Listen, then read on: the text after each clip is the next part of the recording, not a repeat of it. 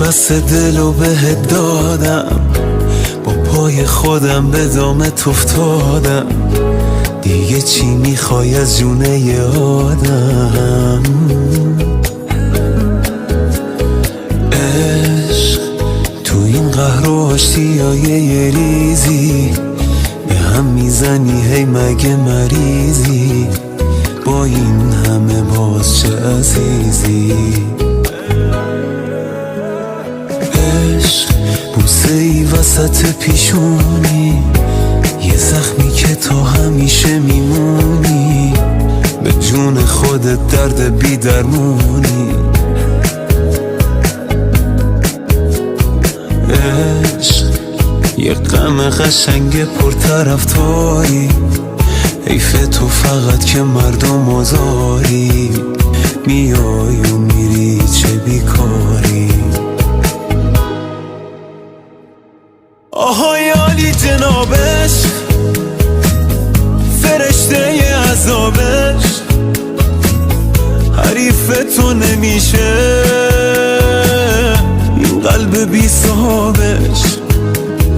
منو دیوونه میخواد تو اینجوری خوشیش، ولی بازم دمت گرم چه زیبا میکشیش.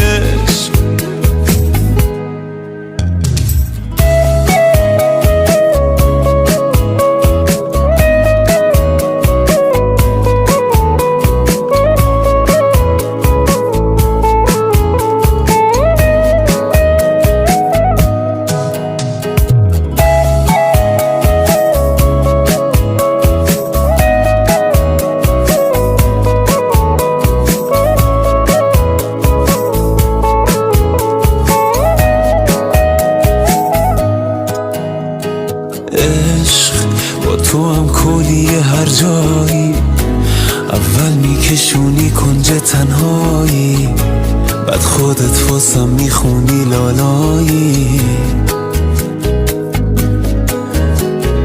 عشق با یه آهنگ توی گشت شبونه، گاهی حتی با یه عطر زنونه، پیدات میشه با هر بهونه. آهای عالی جنابش، فرشته ی عذابش، حریف تو نمیشه این قلب بی صاحبش.